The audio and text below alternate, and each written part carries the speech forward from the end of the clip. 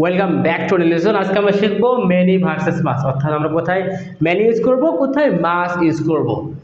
তো আমরা জানি নাউনের যে ক্লাসিফিকেশন আছে সেখানে নাউন দুই প্রকার হতে পারে, একটা হচ্ছে কাউন্টেবল নাউন, একটা হচ্ছে আনকাউন্টেবল নাউন। অর্থাৎ যেটা গণনা করা যায়, যেটা প্লুরাল করা যায় সেটা হচ্ছে কাউন্টেবল নাউন, আর যেটা গণনা করা যায় না, যেটা প্লুরাল করা যায় না সেটা হচ্ছে আমাদের আনকাউন্টেবল নাউন। তাহলে আমরা কাউন্টেবল নাউনের ক্ষেত্রে ম্যানি ইউজ করব এবং আনকাউন্টেবল নাউনের ক্ষেত্রে আমরা মাস ইউজ করব।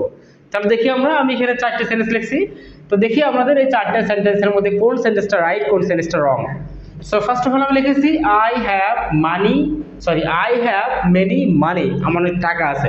তাহলে মানি যেহেতু একটা আনকাউন্টেবল নাউন, দ্যাটস ওয়াই এখানে আমাদেরকে মেনি ইউজ করা যাবে না, আমাকে এখানে মাস ইউজ করতে হবে। সো এটা আমাদের wrong sentence. Second is that I have much money, আমার প্রচুর টাকা আছে। মানে যেহেতু আনকাউন্টেবল নাউন, তার আগে অবশ্যই মাস হবে। সো এটা আমাদের right sentence. And third is that I have many pens, আমার অনেকগুলো কলম আছে। তাহলে পেন্স অবভিয়াসলি একটা কাউন্টেবল নাউন, কেননা পেনকে পেন্স করা যায়, পেনকে গণনা করা যায়, একটা পেন, দুইটা পেন, তিনটা পেন, দ্যাটস ওয়াই এটা কাউন্টেবল নাউন। আর কাউন্টেবল নাউনের আগে অবশ্যই আমাদের মেনি হবে। সো এটা আমাদের রাইট সেন্টেন্স।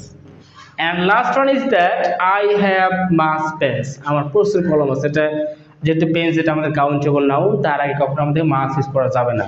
সো এটা আমাদের রং সেন্টেন্স।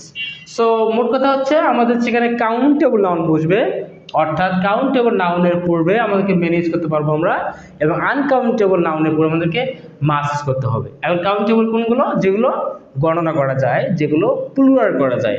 আনকাউন্টেবল কোনগুলো? যেগুলো গণনা করা যায় না, যেগুলো প্লুরাল করা যায় না।